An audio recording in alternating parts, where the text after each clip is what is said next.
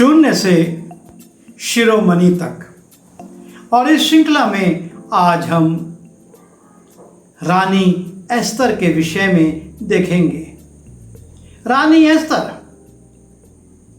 जो कि एक अनाथ गुलाम थी और उस अनाथ गुलाम से परमेश्वर उसको उठाता है।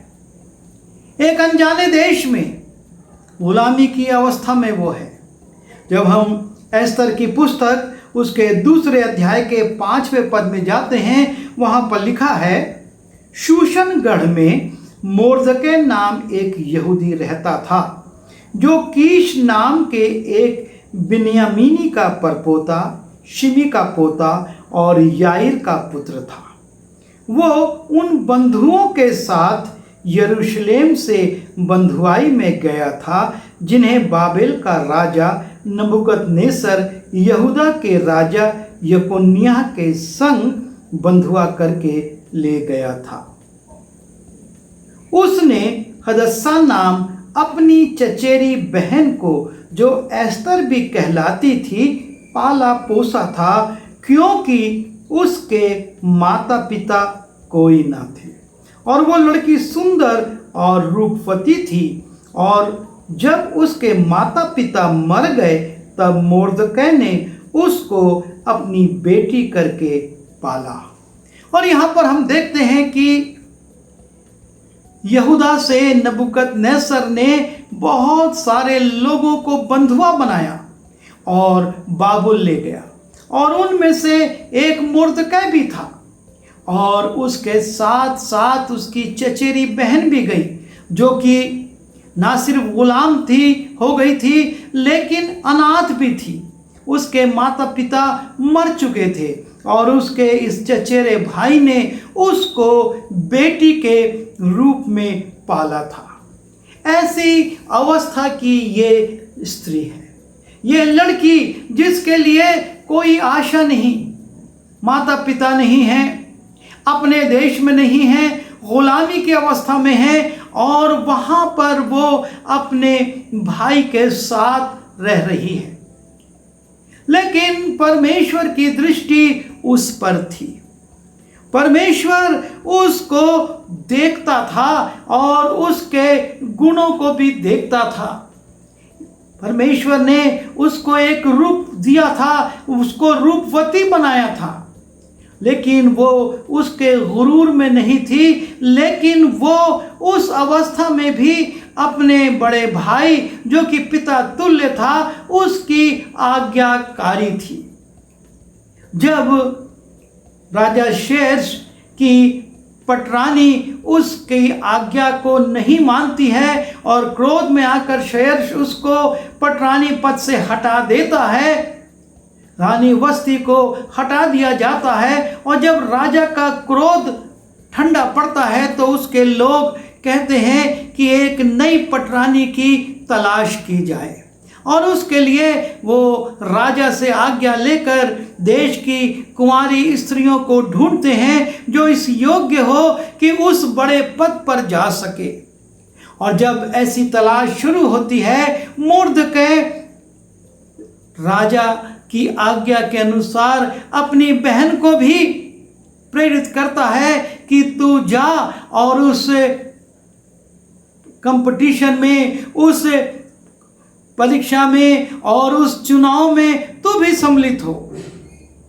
और लिखा है, जब राजा की आज्ञा और नियम सुनाए गए और बहुत सी युवतियां शूशनगढ़ में हेगे के अधिकार में इकट्ठी की गईं, तब एस्तर भी राजभवन में स्त्रियों के रखवाले हेगे के अधिकार में सौंपी गई।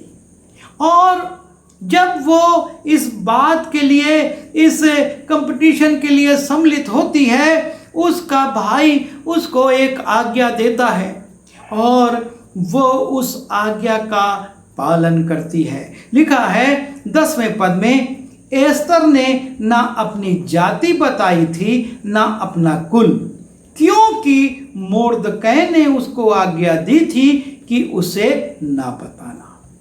मोर्दकै ने अपनी बहन को आज्ञा दी थी कि तू अपनी जाति, अपना कुल गुप्त रखना और उस राजमहल में हेगे की अधीनता में रहते हुए एस्तर उस आज्ञा का पालन करती है।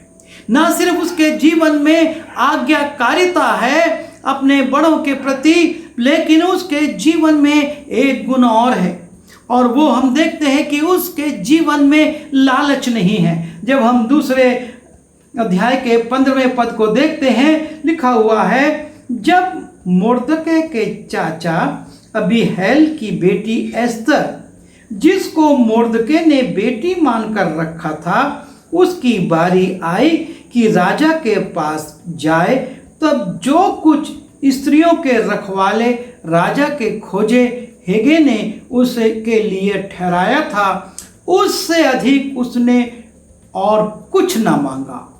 और जितनों ने एस्तर को देखा वे सब उससे प्रसन्न हुए। एस्तर ना सिर्फ आज्ञाकारी रहती है, लेकिन उसके हृदय में लालच नहीं है कि मैं हेगे से और कुछ ले लूं। लिखा है कि हेगे ने उसके लिए ठहराया था, उससे अधिक उसने और कुछ ना लिया। और एस्तर जो कि रूपवती थी, एस्तर जो आज्ञाकारी थी, एस्तर जो लालच विहीन थी, उसमें लालच नहीं थी, जब राजा के पास जाती है तो राजा, लिखा है, उससे प्रसन्न होता है।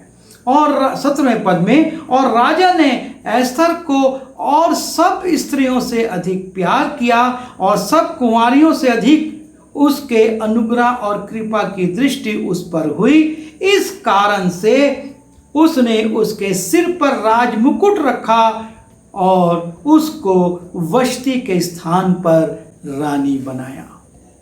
कुछ छोटे छोटे गुण मनुष्य के जीवन में जो परमेश्वर देखता है, उसके आधार पर वो उसको उठाता है। ये स्त्री जो रूपवती है, अपने रूप पर घमंड नहीं करती, लेकिन अपने भाई की अधीनता में रहती है। वो जो उसको आज्ञा देता है, उस आज्ञा का पालन करती है। और ना सिर्फ वो आज्ञा का पालन करती है, उसके जीवन में लालच नहीं है कि मैं ये भी ले लूं, मैं वो भी ले लूं, लेकिन वो लालच नहीं करती। और इसका परिणाम कि वो अनाथ और गुलाम स्त्री उस राज्य की पटरानी के पद को प्राप्त करती है। परमेश्वर शून्य से एक गुलाम की क्या आशा रहती है? ये कि उसको भोजन मिलता रहे और उसको एक साधारण आसान जीवन मिल जाए। लेकिन परमेश्वर इस गुलाम अनाथ लड़की को उठाता है और उस देश की महारानी बना देता है। राजा उसको पसंद करता है। परमेश्वर ने उसको सिर्फ इसलिए शिरोमणि नहीं बनाया था कि वो अनाथ थी, वो गरीब थी, ईमानदारी थी, पर परमेश्वर की एक योजना भी उसके साथ थी। परमेश्वर उसके लिए एक काम रखे हुए था। परमेश्वर उस काम के लिए उसको महल में पहुंचाता है ताकि उसका संबंध राजा से सीधा हो जाए और आने वाले दिनों में जब उसके लोगों पर संकट आए तो ये मध्यस्थता की प्रार्थना कर सके, ये मध्यस्थता का काम कर सके और राजा को सच्चाई बता सके। और इसलिए जब हामान ये योजना बनाता है कि मोर्दकै और पूरे यहूदियों को, जो 127 प्रांत में यहूदी थे, सबको मरवा डाले, तब मोर्दकै फिर से एस्तर के पास खबर भेजता है और उससे कहता है, तब मोर्दकै ने एस्तर के पास ये कहला भेजा कि तू मन ही मन ये विचार ना कर कि मैं ही राजभवन में रहने के कारण सब यहूदियों से बची रहूंगी। मोर्दकै फिर उससे कहता है, तू ये मत सोचना कि तू महल में है, तू रानी है और जब सब यहूदी मारे जाएंगे तो तू बच जाएगी, क्योंकि जो तू इस समय चुपचाप रहे तो और किसी न किसी उपाय से यहूदियों का छुटकारा और उद्धार हो जाएगा, परंतु तू अपने पिता के घराने समेत नाश होगी। फिर क्या जाने तुझे ऐसे ही कठिन समय के लिए राजपद मिला हो। मुर्दकै फिर से एस्तर को समाचार देता है कि तुझको अपनी कौम के लिए कुछ करना है और शायद इसी समय के लिए तुझको महल में भेजा गया है। ये तू मत सोचना कि तू महल में है तो बच जाएगी। परमेश्वर तो अपने लोगों का छुटकारा उद्धार करा लेगा, लेकिन तू अपने पिता के घराने के साथ नाश हो जाएगी। और जब मुर्दकै का समाचार और मुर्दकै की चेतावनी एस्तर को मिलती है, वो टालती नहीं। वो ये नहीं कहती कि अब मुझको मुर्दकै से क्या करना है, वो तो महल के दरवाजे पर बैठता है और मैं पटरानी हूँ। पर वो अपने भाई से कहती है कि तू सब यहूदियों के साथ उपवास कर और मैं भी 3 दिन तक अपने सहेलियों के साथ उपवास करूंगी और उसी अवस्था में मैं राजा के सामने आज्ञा के विरुद्ध जाऊंगी, क्योंकि बिना बुलाए यदि कोई राजा के पास जाए तो राजा ने यदि राजदंड उसकी ओर नहीं बढ़ाया तो वो मार दिया जाता है। पर मैं जाऊंगी, मर जाऊंगी तो मर जाऊं। और इस प्रकार से परमेश्वर ने जिस उद्देश्य से उसको, उस अनाथ स्त्री को, उस गुलाम स्त्री को महल में पहुंचाया था, रानी बनाया था, वो उस शिरोमणि पद पर जाकर भूलती नहीं है, लेकिन वो उस पद में भी रहकर अपने कर्तव्य के प्रति सजग है और वो मुर्दकै से कहती है मैं करूंगी, और वो करती है। और इसकी पूरी कथा हम जानते हैं कि इस प्रकार से हामान मारा जाता है। जो लोग इस्राएलियों की, यहूदियों की विरुद्ध चुगली करते थे वो मारे जाते हैं और मुर्दकै उस देश में राजा के बाद दूसरे पद पर पहुंच जाता है। परमेश्वर शून्य से शिरोमणि बनाने की शक्ति रखता है। यह स्त्री जो कि खूबसूरत थी, आज्ञाकारी थी और लालच नहीं करती थी, जब ऊंचे पद पर पहुंच गई वहां पर भी वो अपने भाई की बात को मानती है, परमेश्वर के भय में रहती है और वो काम करती है जिससे उसकी जान को खतरा था। पर वो ये कहती है मेरी जान की कीमत नहीं जितनी कि मेरे समाज के और मेरे लोगों की कीमत है, और मैं राजा के पास जाऊंगी। परमेश्वर कई बार हमको शून्य से उठाकर शिरोमणि बनाता है कि हम उस स्थान से उसके लोगों के लिए कुछ करें, हम उन कामों को करें जिससे कि परमेश्वर के लोगों को राहत मिले।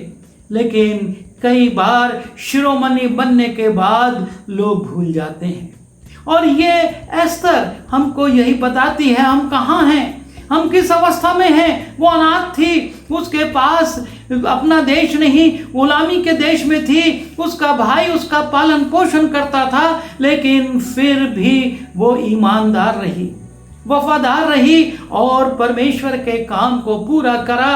वो इतने ऊंचे पद पर जाकर भी भूलती नहीं है। प्रभु यही आपसे और मुझसे चाहता है, हम शिरोमणि बनकर भी उन बातों को ना भूलें जो परमेश्वर करवाना चाहता है, जो हमारे लोगों के लिए ज़रूरी है, जिसके लिए शायद हम अपनी जान को खतरे में डालें, अपने पद को खतरे में डालें, लेकिन परमेश्वर ईमानदारों के साथ रहता है। वो एस्तर के साथ था, उसने उसको नाश नहीं होने दिया, लेकिन उसको बचाया और हामान नाश हुआ, लेकिन मुर्दकै और उसकी जाति अर्थात यहूदी लोग बच गए। परमेश्वर आपसे और मुझसे भी ऐसी अपेक्षा करता है। ज़रूरी नहीं कि इसी रीति से हो, लेकिन वो किसी और रूप में हमको इस्तेमाल करना चाहता है। पर क्या हम उन पदों पर जाने के बाद अपने लोगों के लिए कुछ करने को तैयार हैं? यदि हैं तो निश्चय हम भी प्रभु के प्रिय होंगे। वरना जैसा मुर्दकै ने एस्तर से कहा, परमेश्वर तो अपने लोगों का उद्धार और छुटकारा कर लेगा, पर तू अपने घराने के साथ, अपने पिता के परिवार के साथ नाश हो जाएगी। हमारा भी यही अंत हो सकता है। प्रभु सहायता करे कि हम जब परमेश्वर उठाता है, शिरोमणि बनाता है, हम अपने अतीत को, अपने लोगों को ना भूलें, लेकिन उसके लिए करने वाले हों। आइए हम प्रार्थना करें। प्रभु जी, हम धन्यवाद देते हैं एस्तर के जीवन के लिए, जो अनाथ थी, जो कि गुलाम थी, लेकिन फिर भी अपने भाई की आज्ञाकारी रही, उसकी अधीनता में रही, और जैसा उसने कहा वैसा करके वो उस महान पद तक पहुंची और उसके द्वारा उसने अपनी समाज का छुटकारा करवाया।